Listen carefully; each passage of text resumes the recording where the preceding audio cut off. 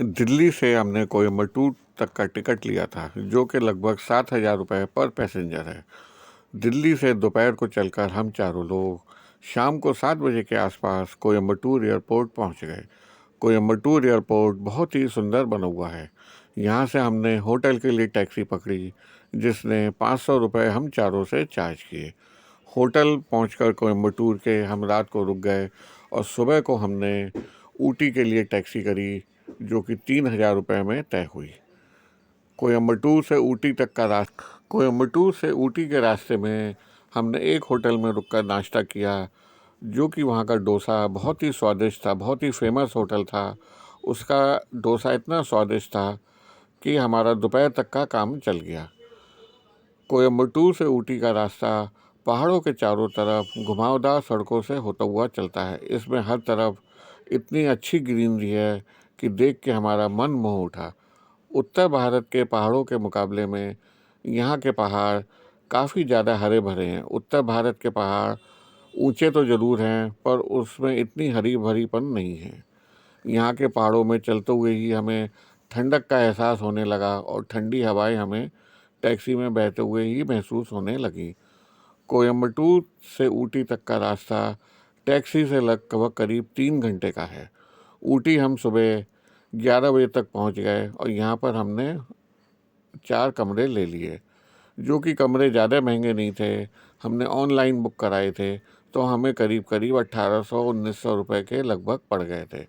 कमरे में double bed थे, अच्छा खासा बड़ा कमरा था और इसकी खिड़की से एक तरफ से ऊटी का बहुत ही सुंदर दृश्य हमको दिख रहा था। इसमें काफ़ी बड़ी खिड़की थी। खिड़की से पर्दा हटाते ही एक बहुत ही सुंदर दृश्य पहाड़ों का हमारे सामने था, जिसे देख के हमें लगा कि ऐसा तो हमने पिक्चरों में भी पहले देखा है। होटल से 1 घंटा करीब रुकने के बाद हमने उसी टैक्सी वाले से ऊटी घुमाने के लिए 3,000 रुपये में पूरे दिन भर की बात कर ली थी। वो सबसे पहले हमें ऊटी वाटरफॉल तक ले गया, जो कि 15-20 किलोमीटर की दूरी पर है।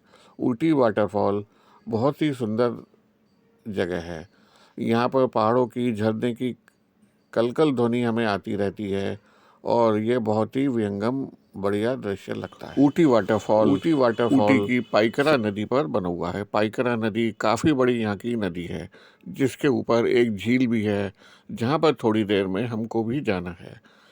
ऊटी वाटरफॉल पर काफ़ी ज़्यादा पर्यटक हमें दिखाई पड़े, जो कि यहाँ पर वाटरफॉल का और ठंडी हवा का आनंद ले रहे थे।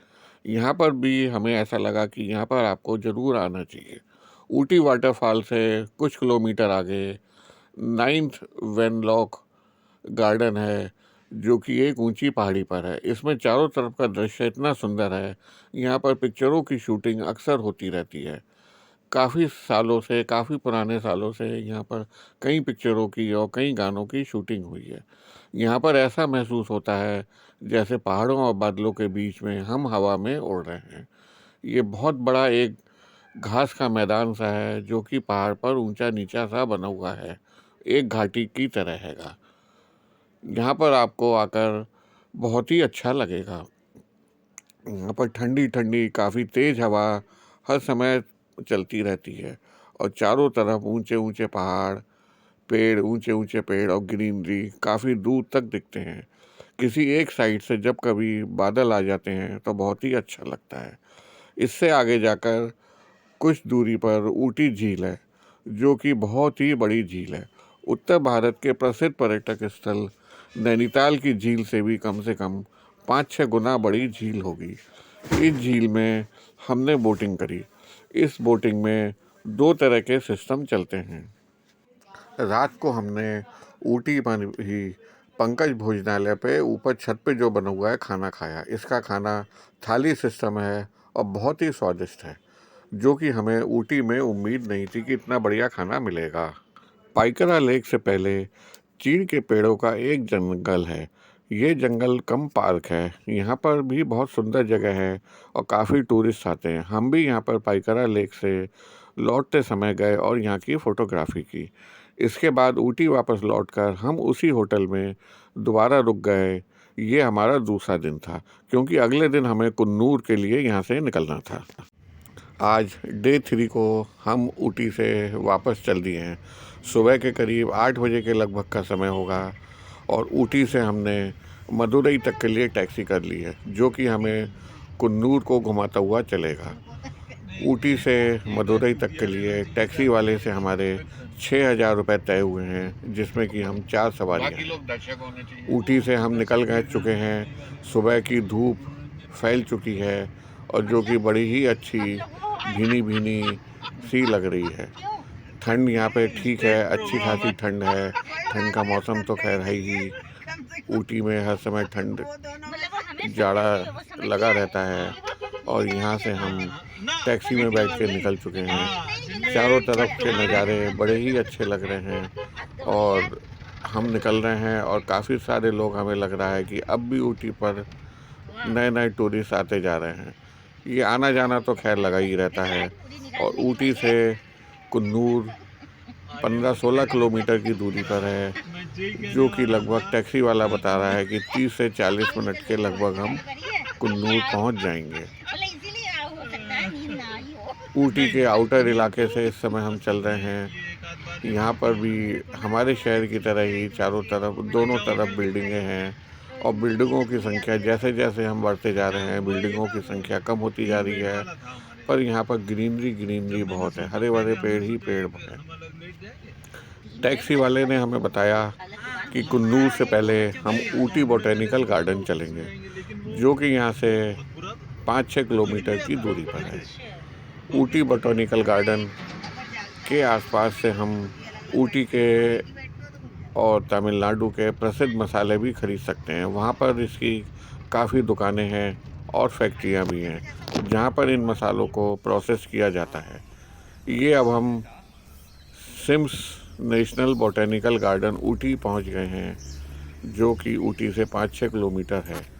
ये बहुत ही बड़ा और सुंदर गार्डन बनाया हुआ है। यहाँ पर कई सौ साल पुराने पेड़ भी हैं। यहाँ पर रुद्राक्ष का पेड़ भी है और बच्चों के लिए इन्होंने पार्क में बहुत ही सुंदर जगह बनाई है। इसमें हर तरह के फूलों के पेड़ हैं,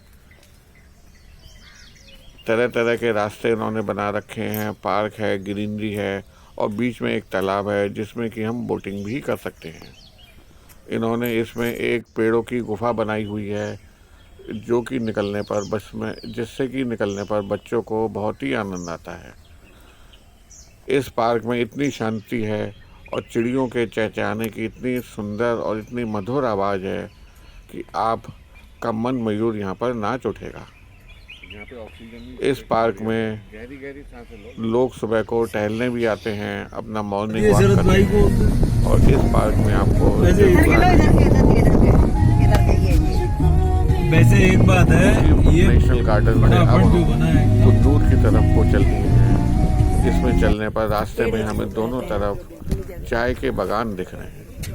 इसी एक चाय के बागान के पास एक गाड़ी के पास उसने हमें नाश्ता करने के लिए कार रोकी। इसके यहाँ हमने सुबह सुबह प्लेन डोसे का स्वाद लिया। इसका प्लेन डोसा और चटनी बहुत ही बढ़िया है। यहाँ इन टी बागानों में एकदम से कोहरा छा गया हमारे चारों तरफ और बहुत ही सुंदर दृश्य, हमें मनोरम दृश्य दिखने लगा। दोनों तरफ चाय के बागान हैं, ऊंचे ऊंचे पेड़ हैं और कोहरा छा गया है। मौसम में एक मधुरता सी छा गई। यहाँ पर जितने बागान हैं सबके ऊपर टीन शेड जिससे कि कोहरे और उसकी ओस उस पर ना रुके और नीचे की तरफ चले। इस कोहरे में और चारों तरफ ऊंचे पेड़ों के बीच से निकलते हुए बहुत ही अच्छा एहसास होता है। ऐसे लग रहा है जैसे हम सपनों की दुनिया में खो गए। टी बागानों में देखने पर दूर दूर तक बड़े बड़े बागान रहते हैं। उसमें लगता है कि जाकर फिल्मों की तरह जाने का है। यहाँ पर अक्सर फिल्मों की शूटिंग भी होती रहती है। कोई भरोसा नहीं कि आप यहाँ पर आए हो और क्या पता किसी पिक्चर की शूटिंग हो और आपको मिल जाए। दूर में ही वो डॉल्फिन नोच पर ले गया, जो कि एक पहाड़ का हिस्सा डॉल्फिन की नोच की तरह लगता है। वो अगर आप ऊपर से हवाई जहाज से देखें तो डॉल्फिन की नोच की तरह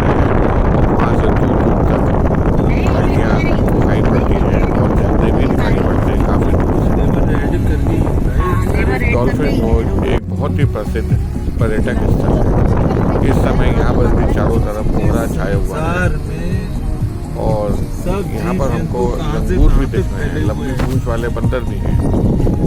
डॉल्फिन रोज पॉइंट बहुत ही खूबसूरत जगह है। कुन्नू और चाय के बागान घूमने में लगभग 3 घंटे का समय हमको लगा और कुन्नू से 12 बजे के लगभग हम निकल लिए। कुन्नू से मदुरई जाने में करीब 5 घंटे का समय लगना है और उस रास्ते पर हम निकल चुके हैं। ये एक हाईवे का रास्ता है। इसमें हमें मदुरई के पास पहुंचने पर सड़क के दोनों साइड में ऊंचे ऊंचे टीले की तरह पहाड़ दिख रहे हैं। ये पहाड़ भी सूखे नहीं हैं, इन पर पेड़ पौधे लगे हुए हैं, मतलब दूर से हरे भरे दिख रहे हैं। मदुरई के पास ही थोड़ी सी दूरी पर आने पर हम एक 4 लेन के हाईवे पर आ गए हैं। इस हाईवे के चारों तरफ दोनों तरफ बड़ी बड़ी पंखे से लगे हुए हैं। ड्राइवर ने हमें बताया कि ये पवन चक्कियाँ हैं यहाँ पर और काफ़ी बड़े इलाके में लगी हुई। शाम को 6 बजे तक उसने हमें मदुरई पहुँचा दिया। अब तक हम भी काफ़ी थक चुके थे। अब हम लोग का यही था कि रात का डिनर करें और होटल में सो जाएं। तीसरे दिन रात में मदुरई के होटल में रुकने के बाद चौथे दिन हम सुबह 7 बजे के लगभग होटल से निकले और वहाँ पर हमने बराबर में ही नाश्ता किया।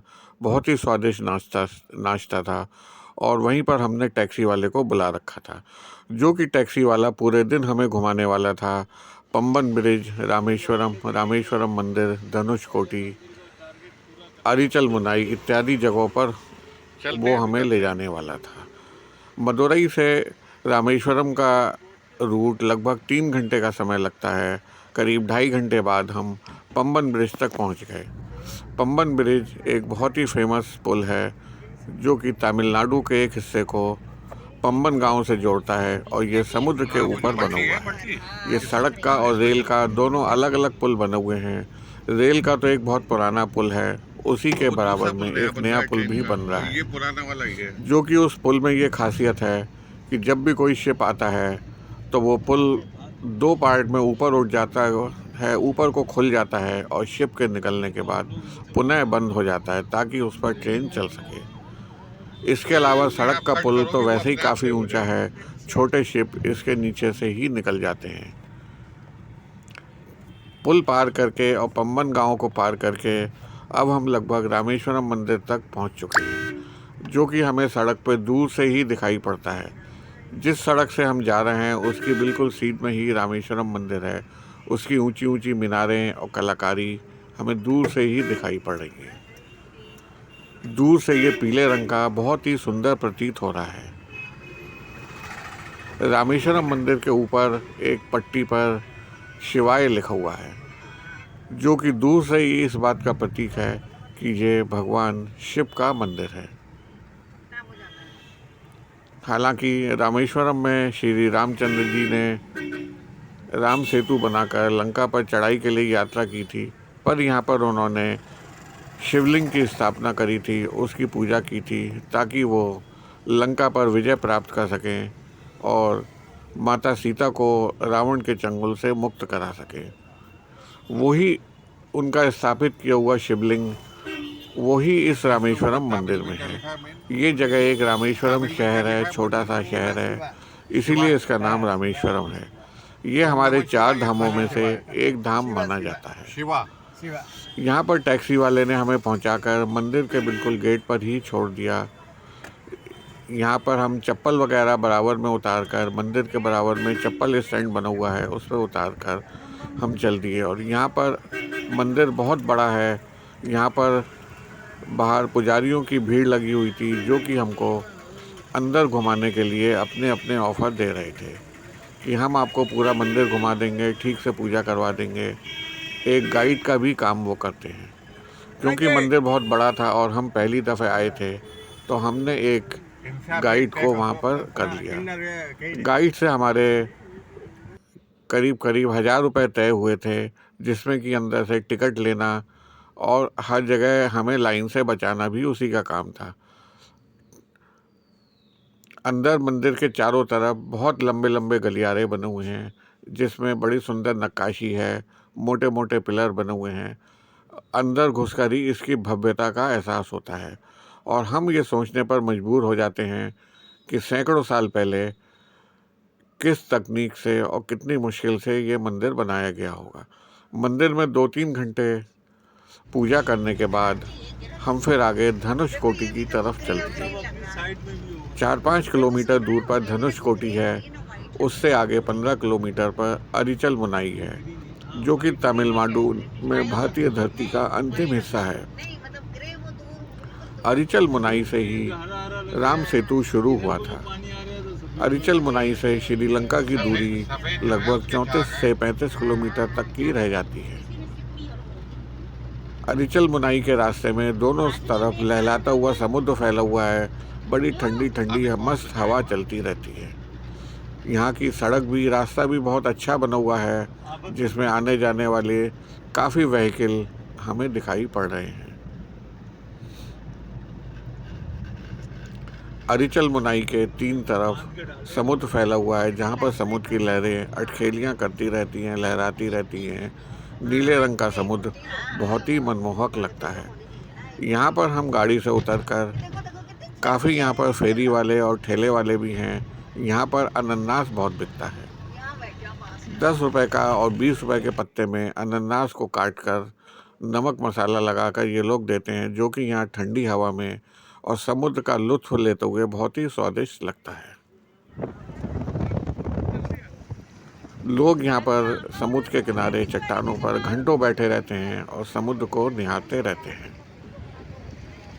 1 घंटे के लगभग यहाँ पर समय व्यतीत करने के बाद, फोटोग्राफी करने के बाद हम यहाँ से वापस चल दिए। इस जगह पर हमको इस अपनी यात्रा का बहुत ही ज़बरदस्त आनंद आया। यहाँ से वापस लौटने के बाद टैक्सी वाले को हमें मदुरई शहर में ले जाकर मीनाक्षी टेम्पल के पास छोड़ना था। यहाँ से मदुरई 3 घंटे के लगभग की यात्रा लगती है। 3 घंटे के लगभग समय के बाद रास्ते में 1-2 जगह उसने हमें चाय नाश्ते के लिए भी टैक्सी रोकी। मदुरई शहर अपने आप में बहुत ही सुंदर शहर है। यहाँ की सड़कें चौड़ी हैं और यहाँ का मार्केट रोशनी से जगमगाता रहता है। मीनाक्षी टेम्पल भी सड़क के बिल्कुल सामने पड़ता है, दूर से ही दिखाई पड़ता है। इसकी ऊंची मीनारें और इसकी नक्काशीदार बिल्डिंग दूर से ही दिखाई पड़ती है। मंदिर के थोड़ा पास एक सड़क पर टैक्सी वाले ने हमें उतार दिया और वहाँ से हम पैदल ही मीनाक्षी टेम्पल की तरफ चल दिए। इसका पूरा नाम मीनाक्षी अम्मा टेम्पल है। ये देवी पार्वती का मंदिर है। ये मंदिर भी अंदर से बहुत ही विशाल है, बहुत ही बड़ा है।